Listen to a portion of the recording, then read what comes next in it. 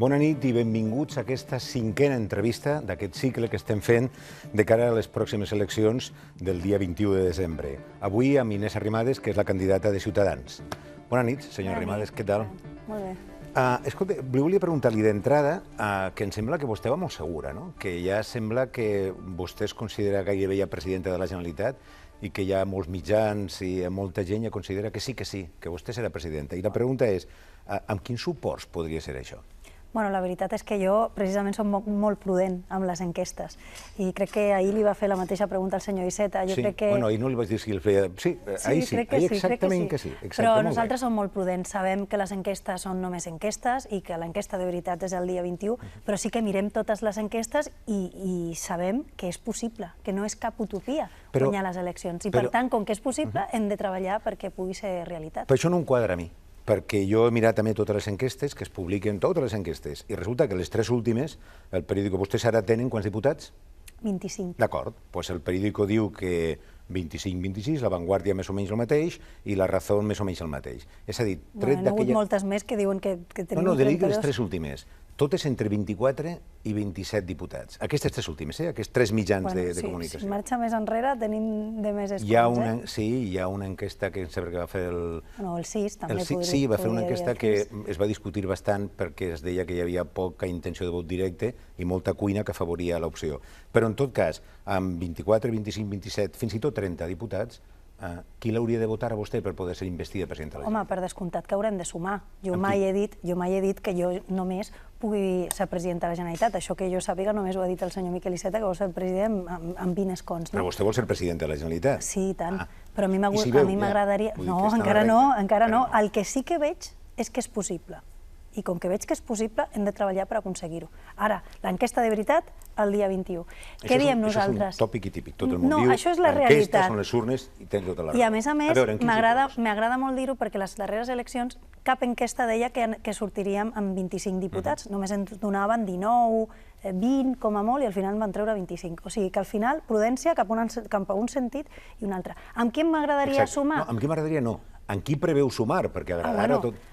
Aquí ja veurem primer quin és el repartiment d'escons, perquè no sabem com quedaran la resta de partits, però jo el que sí que puc dir és que si els números donen almenys un escó més als partits que no som independentistes, clarament no independentistes, respecte als partits independentistes, és a dir, si el tripartit de la DUI perd la majoria independentista, nosaltres intentarem sumar amb la resta de forces. Primer a qui trucaré? Probablement el senyor Iceta, el senyor Albiol, i si podem sumar una majoria sense els comuns, nosaltres intentarem convèncer a la resta de forces per governar. I si són necessaris els comuns, jo crec que puc estar en disposició d'oferir un govern que tingui una prioritat de les polítiques socials. De fet, una de les primeres coses que vull fer és un pacte per les polítiques socials a Catalunya, deixant enrere aquesta etapa que tot ha estat pacte pel referèndum i pacte per la independència. M'agradaria un pacte per les polítiques socials i veurem si els comuns volen donar suport a Esquerra per allargar el procés o volen deixar governar, encara que sigui amb una abstenció, potser no li demano més,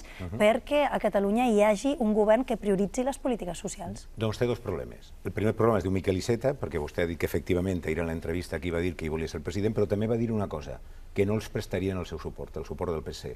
Primer problema. I el segon problema és que, evidentment, i això el senyor Xavier Domènech ho ha dit bastants vegades, tampoc els comuns els votarien a vostès. Per tant, d'entrada no tenen aquest suport. Home, d'entrada no tenim res, d'entrada no tenim ni el resultat. Sí, que el senyor García Albiol, que vol ser vicepresident amb vostè. Bueno, el senyor García Albiol ja està parlant concretament de cadires, cosa que jo no he fet encara. Però sí que jo sumaré, i si no volen sumar en un moment com aquest, de veritat que el senyor Miquel Iceta podrà explicar als seus votants que no volen sumar amb la resta de forces constitucionalistes per aturar aquest procés que és un malson i començar una nova etapa de polítiques socials i de seny a Catalunya? Ja veurem el que passarà. Doncs mira, li vaig preguntar ahir, em va dir que ni pensar-ho. Ja veurem de veritat vostè i en el seu electorat, i no només electoral, li vaig dir, les pressions que li arribaran a vostè per fer un govern d'aquestes característiques, em va dir, les aguantarem, no tindran el nostre vot. Doncs miri, els seus votants, que hem vist en molts estudis d'opinió, diuen que majoritàriament sí que voldrien que el senyor Miquel Iceta fes un un govern transversal, un acord amb la resta de forces no independentistes. Per tant, si no fes això, estaria anant en contra del que diuen els seus votants. En qualsevol dels casos, anem a veure quin és el resultat. I jo em comprometo a intentar-ho. I si no, no sé com explicaran els comuns i el senyor Iceta als seus que prefereixen allargar el procés o anar cap a unes segones eleccions abans de tenir un govern de seny, un govern transversal, un govern de diferents colors, un govern amb independents, no amb persones o partits independentistes, però sí amb independents, que pugui, de veritat... Independentistes ja m'imaginava que no. Però d'acord, me deixa només una pregunta amb això, perquè, clar, el senyor Iceta el que ha explicat o d'una manera o insinuat bastant ben clarament és una altra cosa. Ell diu, jo sóc l'únic que podria ser president si es donarà aquesta majoria. Vostè, per evitar noves eleccions o per evitar una nova majoria, possibilitat de majoria independentista al Parlament, votaria el senyor Iceta encara que haguera guanyat la candidatura de Ciutadans? Bueno, nosaltres, si el senyor Miquel Iceta és la força constitucionalista més votada, si no és el més votat. Sí, per descomptat, és que ho vull deixar clar. Si el senyor Iceta és la força constitucionalista més votada, jo per descomptat que estaré a la seva disposició per fer un govern alternatiu a l'independentista, no un govern tripartit amb Esquerra un altre cop. Ara, per què no esperem a les eleccions i mirem quin és el resultat de les eleccions per veure si els catalans prefereixen que sigui el senyor Miquel Iceta o que sigui jo la que encapçali l'alternativa?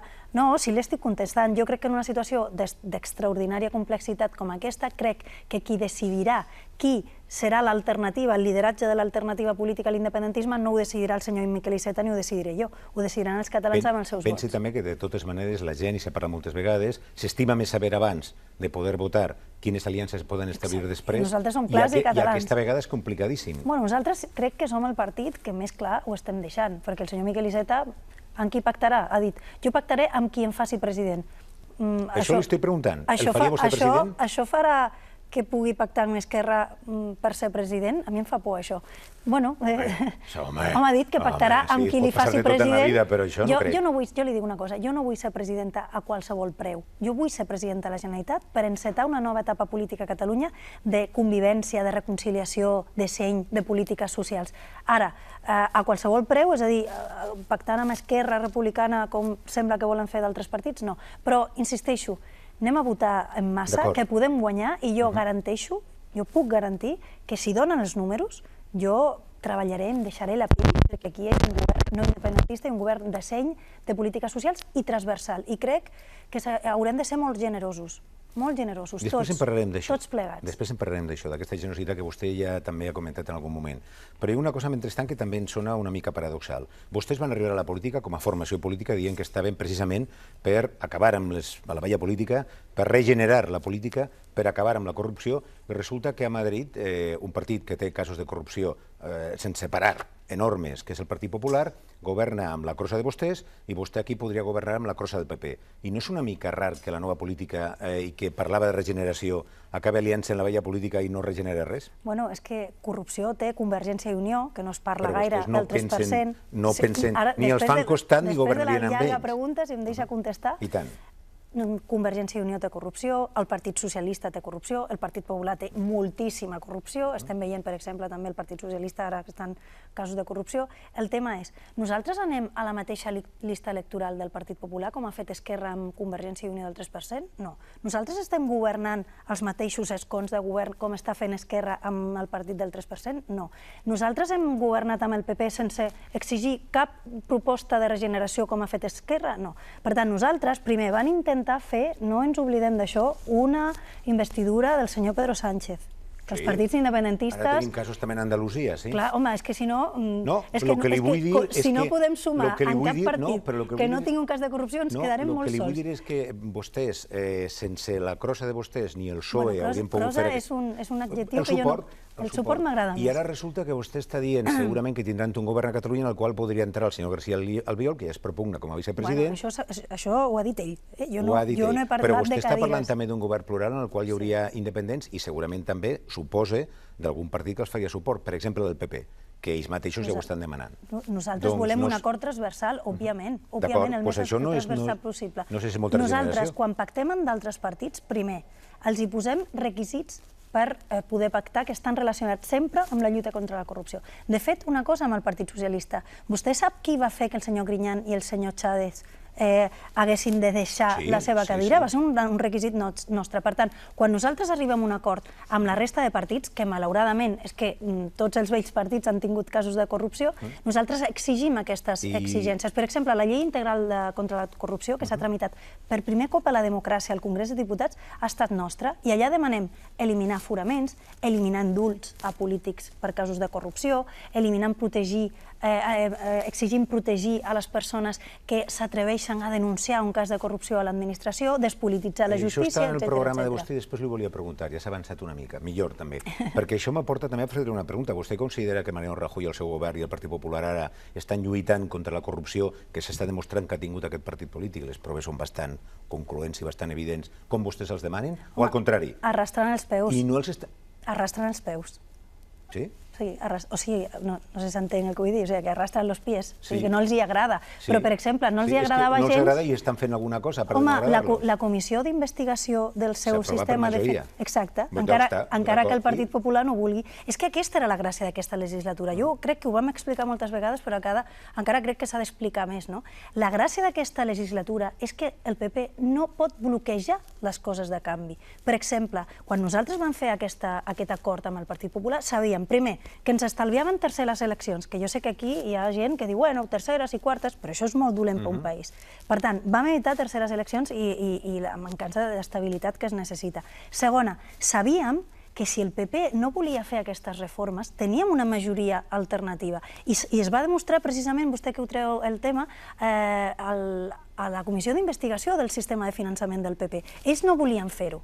Clar que no volen fer-ho, però com que nosaltres tenim majoria alternativa amb l'oposició, el vam posar en marxa, per tant teníem raó. Quan en una instrucció es demostra que hi ha un partit que s'ha finançat il·legalment amb una sèrie de conductes que immediatament entren en judici, entren en procés, etc., resulta que aquest partit no fa cap gest ni per reconèixer ni per evitar això, està molt bé tot això que vostè diu, però torna a insistir-li, no s'hi viu regeneració per enlloc. Bueno, és que com que no tenen majoria, la llei integral contra la corrupció la podrem tirar endavant si ens posem d'acord la resta de forces polítiques. I mentrestant aguanten un govern que no la tirarà endavant. Bueno, és que el govern ja no té majoria per bloquejar les lleis. És que aquest és el canvi que s'ha produït al Congrés dels Diputats. Per cert, vull fer, perquè a Madrid hi ha molta corrupció, però aquí també, i per tant hem tingut un partit que no és que no hagi volgut col·laborar, és que no ha tingut cap intenció de parlar de corrupció. I aquí Esquerra Republicana va anar a la mateixa llista electoral dels partits del 3% i no va exigir cap requisit, només va exigir un requisit, que és independència, independència, independència, todo por la pàtria. Nosaltres, evidentment... Bueno, vostè sembla que també estan aguantant una altra pàtria, que és la d'allà, perquè estan aguantant un partit per evitar terceres eleccions. No, és que nosaltres ni hem anat a la mateixa llista com va fer Esquerra amb Convergència, ni governem junts, perquè no estem al govern. Encara no ho sabem? I podríem... No, encara no ho sabem, no. No sabem si podran governar amb el PP, que igual sí. No, és que podrien haver governat amb el PP i no han volgut. Ara mateix a Catalunya. Ah, bueno, a Catalunya, bueno, no estem parlant... Però bueno, és que el Partit Socialista, llavors aquí no pot governar tampoc el Partit Socialista, entenc, perquè com que tenen casos de corrupció... Que jo sàpiga, el Partit Socialista de Catalunya és un partit diferent del PSOE. I vostè sap que aquí hi ha casos de corrupció d'altres partits? Evidentment, però li dic que en tot cas el Partit dels Socialistes no és el PSOE. En qualsevol dels casos, nosaltres sols no podem salvar el planeta. Nosaltres som una formació política que vol la regeneració, però que vol el pacte, perquè som conscients que necessitem un pacte transversal. I la gent que vota d'altres partits constitucionalistes també necessiten un altre govern que no estigui obsessionat amb el procés. Per tant, casos de corrupció n'hi ha tot arreu. Nosaltres podríem haver estat governant amb partits que tenen casos de corrupció, com ha fet Esquerra, i fins i tot ha anat a la mateixa llista. Home, és que això ho tenim com més a prop. Això ho tenim com més a prop. No preocupi que ja li faré aquesta pregunta quan vinga ho tenim més a prop i a més és molt significatiu, perquè, siguem clars, el Partit Popular té moltíssima corrupció. Igual que Convergència, igual. Però Esquerra... Igual no m'atreviria a posar comparacions. Bueno, jo crec que Déu-n'hi-do. No m'atreviria a posar comparacions. Depèn de quants dirigents tens tancats en la presó i quants no en tens. Perquè si no les comparacions de vegades... Escolta, en comparació què? En comparació quanta gent està tancada a la presó, per exemple? Ara sembla que no hi ha gaire corrupció a Catalunya. No, perdone. A mi em sembla que hi ha... No sé quan, no sé on n'hi ha més, però li estic dient això que diu vostè. N'hi ha molta de corrupció, molta, i aquí també amb el 3% i Déu-n'hi-do. Per tant, la diferència és el que ha fet Esquerra amb un partit que té casos de corrupció. Jo no dic que tothom... I tornem a Esquerra. Sí, és que m'agrada que la gent entengui la diferència d'Esquerra, anar a la mateixa llista, governar junts i no posar cap ni una condició de lluitar contra la corrupció i nosaltres ni anem a la mateixa llista, òbviament, ni hem governat i hem posat un munt de requisits que, a més, quan el PP no vol, tenim la majoria alternativa per posar-les en marxa. Home, l'alternativa que vostè diu és terceres eleccions, o potser quartes, o potser cinquenes, perquè vam intentar un acord amb el Partit Socialista i els senyors de Podem i els partits independentistes, òbviament, el la van bloquejar. No seré jo qui defensa Esquerra, que bons advocats tenen, i a més hem de passar una mica i passar a altres qüestions, però de tota manera em sembla que en tots els pactes electorals s'especifica clarament que es lluitarà contra la corrupció, etc. Ja li dic jo, el pacte d'Esquerra i Convergència no té cap requisit de lluitar contra la corrupció, es posi com es posi. Posats a buscar amics i suports, i acabem amb això immediatament d'aquí a poc, resultaria que ens trobem amb algunes declaracions que poden xocar una mica. Per exemple, l'altre dia Albert Rivera en va fer una dient que qualsevol vot que anara a favor de la unitat d'Espanya, de la Constitució, etc., que no anara a Ciutadans, era un vot llançat a la paperera. Cosa que ha indignat profundament a tots els altres partits. Li sembla que és una bona manera de començar a buscar suports i confiances i complicitats? Bueno, jo crec que... O això és campanya electoral i s'hi val tot? No, no s'hi val tot, però la veritat és que aquesta frase exactament ens l'han dit precisament els senyors del PP a les generals i els senyors del Partit Socialista. Per tant, a mi el que em sobta, jo no he dit això, ja sap vostè que jo sempre guardo molt les formes, però la veritat és que és exactament el mateix que ens han dit ells a les generals. Per tant, sí que van juntets i contentets. Em sobta que després s'indignin quan és una frase que està calcada de les darreres eleccions generals. Però en qualsevol dels casos, jo m'he passat tota la campanya i ho faré fins al final, estenent la mà a la resta de forces que no volen la independència, perquè crec que en un moment com aquest, les petites diferències que podem tenir, o grans, perquè podem tenir grans diferències, ara mateix no importen. La gent jo crec que necessita l'esperança d'un canvi, l'esperança d'acabar amb aquest procés que ha estat un malson, que ha fet fugir empreses, que ha trencat famílies, que ha fet baixar tots els indicadors econòmics, i necessitem una nova etapa política en la qual tothom haurà de decidir una mica. Però per això necessitem seny, necessitem reconciliació, necessitem parlar amb la resta de forces polítiques i jo em comprometo a que si em donen els números ho faré. Ara que està parlant de reconciliació, m'ha agafat la paraula de la següent pregunta, perquè vostè ho ha dit més de 2 o 3 vegades, ha dit exactament això, seny, reconciliació, estendre la mà, etc. D'acord, què és reconciliació? Per exemple, es pot demanar reconciliació des d'un costat de la balança? Perquè si hi ha 2 fronts, si hi ha 2 blocs, vostès estan en un clarament i fins i tot unint-se contra un altre, que està contra vostès també en aquest sentit. Se pot demanar reconciliació quan un està en un dels 2 plats de la balança? Es pot demanar reconciliació quan tu respectes a tots els catalans i no insultes als catalans que no t'han votat. No, li pregunto per vostè, no pels altres. Sí, per mi. Com podem aportar a la reconciliació social? Què és el que volem fer nosaltres si governem? Respectar a tots els catalans, no dir que els catalans independentistes, com ens han dit a nosaltres... Els independentistes els respectaran també? Ho fan habitualment vostès? Home, a mi... Si m'està dient que l'independentisme és com una espècie de catàstrofe total, etc. No, l'independentisme no, el procés ha estat objectivament... El procés cap a la independència no ens ha portat la independència, ens ha portat la ruïna. El que jo no he fet mai ni faré és insultar a la gent que vol la independència, perquè jo tinc gent estimada al meu voltant que vol la independència i mai he faltat el respecte, mai. Però el govern de la Generalitat sí que ens ha faltat el respecte. Ens han dit súbdits, ens han dit traïdors, ens han dit, com la senyora Forcadell, que no som poble de Catalunya. A mi vostè mai me sentirà parlar així de la gent independentista. Per tant, reconciliació vol dir primer respecte. Segon, per mi, jo li dic 4 coses que per mi són molt ràpides. Reconciliació, respectar tots els catalans, perquè tots són catalans. Són tan bones persones com qualsevol altre. Tots són catalans. Respecte. Segon, dir la veritat, perquè aquí s'ha generat una il·lusió molt gran en una part important de Catalunya que era absolutament mentida. Per tant, dir la veritat i no generar aquesta frustració col·lectiva. No, a la gent no. El govern ha promès una república que no existeix ni existirà. I ha generat... Sí, ho han intentat i... No serà perquè no ho han intentat. Prometien la independència i ens han tret l'autonomia. I tercer, per què no ens centrem en les coses que ens uneixen als catalans? Si jo parlo d'educació o parlo de llistes d'espera de dependència, no hi ha una llista d'espera per independentistes i una llista d'espera per no independentistes. Si baixem les llistes d'espera com a prioritat, estarem treballant per tots els catalans. Ningú fa llistes per a uns i per als altres. No, evidentment, però si tu deixes de banda les propostes socials perquè tens un altre projecte que no serveix ni tan sols per les persones independentistes, perquè al final era tot mentida, al final estàs treballant no per la gent independentista, no estàs treballant ni per la gent independentista, que és el que jo crec que ha fet el govern de la Generalitat, que és no treballar ni per la gent independentista, perquè prometia una república que era mentida. Ara en parlem d'això, d'aquests fronts socials o d'aquests àmbits socials tan importants. Però abans, reconciliació és indult? Li ho pregunto clarament, reconciliació és indult? Nosaltres som el partit que vol eliminar els privilegis polítics, per tant, menys aforaments, suprimir aforaments i menys indults pels polítics. Hi ha reconciliació sense perdó? Home, el perdó o no... El perdó és l'indult. No, el perdó no és l'indult. No, perdoni. Qui ha de decidir si hi ha una condemna o no, o qui vagi la gent a la presó o no, és un jutge, no seré jo. I després, en aquest país i en molts altres, hi ha una última potestat que té el govern de l'Estat. Que és el govern. Nosaltres, si em pregunta la meva opinió, som el partit que volem menys privilegis pels polítics, perquè la gent que no pot pagar no ve ningú a perdonar-li les factures. Els autònoms, per exemple, ara mateix, cada dia estem perdent 46 autònoms, quan a d'altres comunitats autònomes està creixent el número d'autònoms. Per tant, això, si mira les dades d'EATA, això sí que no és opinable, vaja, es donen de baixa aquí a Catalunya, o sigui, no és opinable.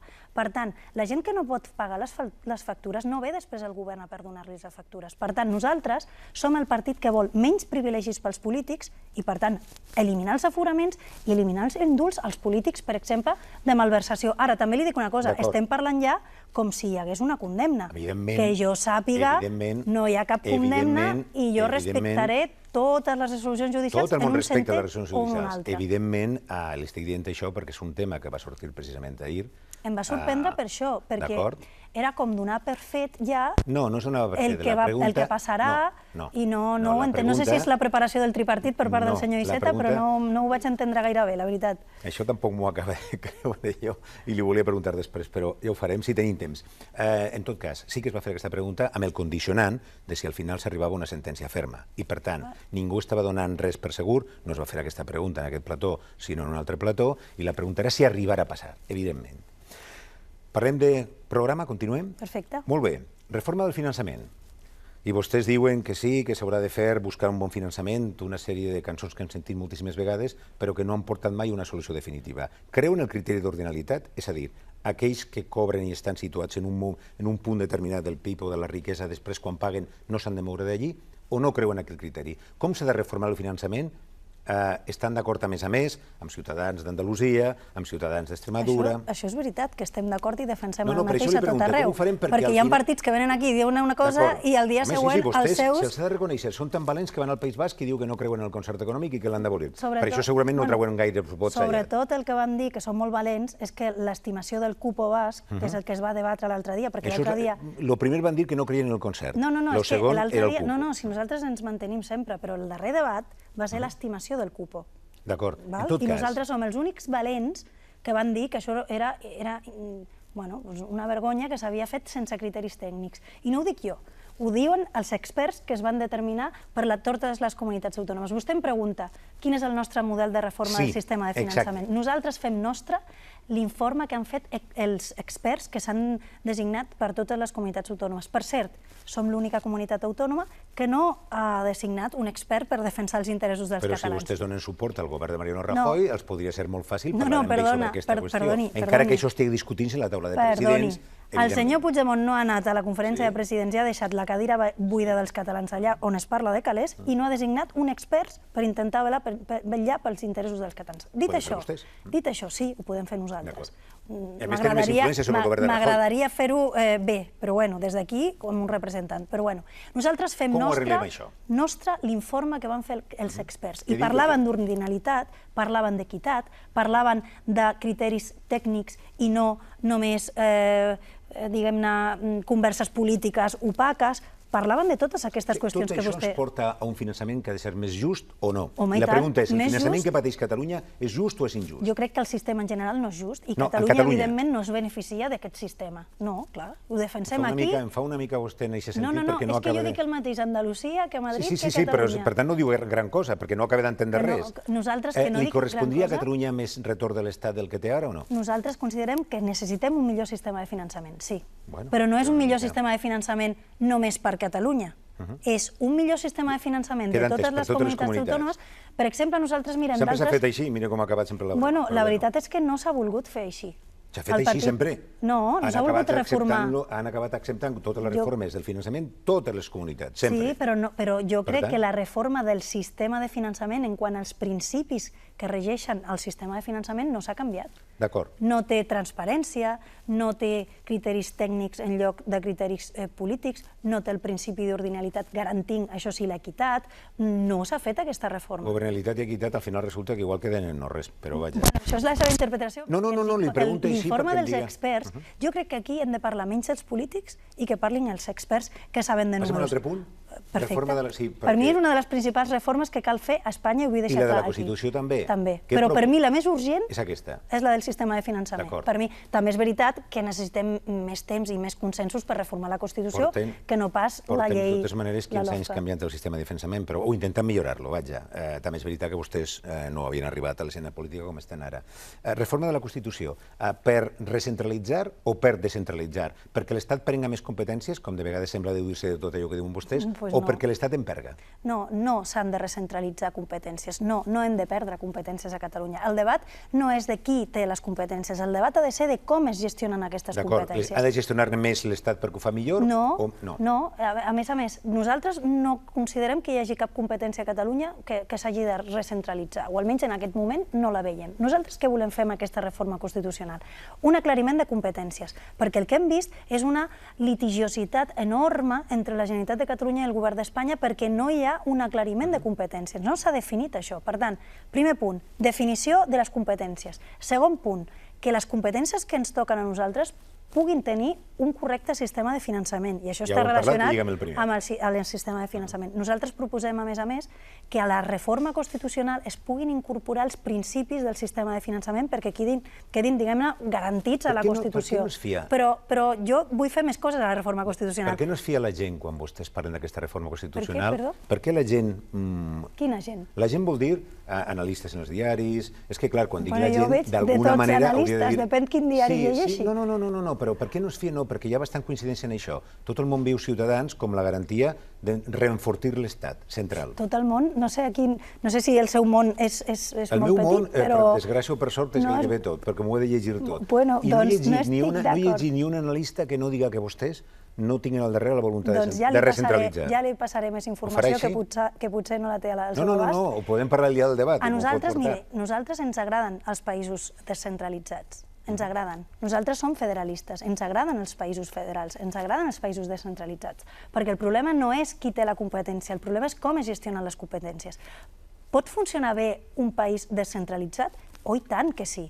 Ara, el problema és que hi ha duplicitats, el problema és que no hi ha un bon sistema de finançament, el problema és que una administració pública no actua amb lleialtat respecte a la resta d'administracions. D'aquest és el tema que hem de parlar. Però si acabo amb la reforma constitucional, potser no li puc explicar tot el que volem reformar, però l'única cosa que vull dir és Una frase resum, i m'ho que explica no tot. només s'ha de parlar de territorialitat, s'ha de parlar d'eliminar privilegis, s'ha de parlar de reformar el Senat, s'ha de parlar Una frase li havia dit. de defensar més drets El Senat és territorialitat, però vaja.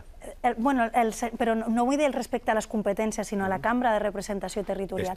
S'ha de defensar nous drets que no estan recollits a la Constitució, al tema d'Europa. És a dir, que no és només territorial. Deixa'm fer-li dues preguntes finals que se'ns acaba el temps. Perdó. Una escola on se pugui aprendre a dir el seu programa català, castellà i anglès. És això el que proposen? Bueno, proposem moltes més coses per No, l'educació. evidentment. Pel sistema, les escoles sí, acabarem proposem els barracons. Això ho proposen tots. tres Acabarem els llengües. barracons, Bueno, esperar molts més es proposen, i d'altres, el senyor Puigdemont té més barracons ara que quan va començar el seu mandat. Sí, però jo m'ho he llegit. Tenim més ambaixades i més barracons, que això també... Bueno, ara no en tenim cap d'ambaixada. I encara queden alguns barracons, i no sé quants barracons es podran comprar en el que se paguen. Més de 1.000 barracons. Però el tema de l'educació, si em pregunta concretament pel tema lingüístic, parlem de moltes altres coses a l'educació, però si em pregunta, sí, volem un sistema de 3 llengües vehiculars a Catalunya: anglès, català i castellà. Per què quan el govern valencià ha proposat el mateix pla des de la Generalitat Valenciana, Ciutadans ha votat en contra? Doncs no ho sé. No sé quin és el pla que han proposat. El pla és trilingüe, ensenyament trilingüe. A Catalunya volem 3 llengües vehiculars. Però vostès són ciutadans a tot arreu. Sí. I per tant, com és possible que el que és bo per a una societat que vostès volen i diuen que és trilingüe aquí, en el cas de l'aranès, l'occità, català i el castellà, més l'anglès, per què el mateix pla que diuen vostès aquí com a ciutadans no l'accepten al País Valencià quan el proposa el govern valencià? És una competència autonòmica i cada comunitat autònoma pot defensar el model que vulgui. Sí que és veritat que nosaltres defensem que a tot Espanya l'anglès sigui llengua vehicular i, per descomptat, les llengües cooficials i la llengua espanyola, que és la llengua de tots, siguin cooficials. Ara, el percentatge no sé exactament quin és el model que proposa el govern de València. Percentatges més o menys Bueno, ja ho veurem. Per tant, s'hauria d'anar una miqueta més en detall. Però en qualsevol dels casos, nosaltres defensem a tot Espanya que l'anglès s'incorpori ja com a llengua vehicular. De fet, en d'altres comunitats autònomes ja s'està incorporant perquè ho hem exigit en l'acord d'investidura, i a Catalunya, anglès ja, no podem perdre ni un any més d'incorporar l'anglès, i el català i el castellà com a llengua vehicular. Me queda una pregunta i a vostè i a mi ens queden 30 segons. Vostès parlen en el programa, com tots els partits, de competències que no corresponen a la Generalitat. Per exemple, com s'ha comprovat, administració de Rodalies, que està clar que continua sent el que era per molt que es va transferir. Tenim una petita competència en Rodalies, que no serveix per a res pel que serveix fins ara. Això ho diu vostè, jo crec que es podria millorar molt. Corrector mediterrani, li accepta això de Rodalies? Vinga, perquè si no, corredor mediterrani, concessions de peatges, etcètera. És a dir, per què, per exemple, quan parlen vostès de corredor mediterrani, no ho fan ja? Per què si vostès, com que és una competència que són infraestructures i inversions, això depèn del govern de Mariano Rajoy en aquests moments, per què no actuen ja de cara al govern de Mariano Rajoy i no ho proposen per quan arriben a governar la Generalitat? És que ja ho van fer als darrers pressupostos. Els darrers pressupostos que es van aprovar al Congrés de Diputats ja es va incorporar una partida pel corredor mediterrani i, de fet, es va fer un calendari de previsió fins al 2026. 320. No, dic que acabarem aquest pas en el 2320. Bueno, jo espero que una miqueta abans, però té raó. Aquí ha estat una infraestructura que s'ha deixat de banda, que no s'ha prioritzat i que sembla que tot ha de ser radial, i necessitem el corredor mediterrani, no només per Catalunya, sinó per tot Espanya i per tot el Mediterrani i per tot Europa. Vagin fent-ho ja, si és possible, sisplau, només acabaria amb això. Sap què és això? Això és una porra, no? Bueno, sí. Bueno, vaig veure l'entrevista del Miquel d'ahir i ja ho sabia. I vostè hauria de posar el nombre de diputats que considerarà que ara opció política en les pròximes eleccions, el dia de debat ens ho porta, i després mirarem a veure si l'han encertat o no. Molt bé, parlem dilluns. Perfecte. I nosaltres ja senzillament marxem. Marxem una nit més i tornem demà amb la penúltima entrevista amb la senyora Marta Rovira, candidata per Esquerra Republicana, en absència del candidat real al pròxim govern de la Generalitat. Bona nit i fins demà.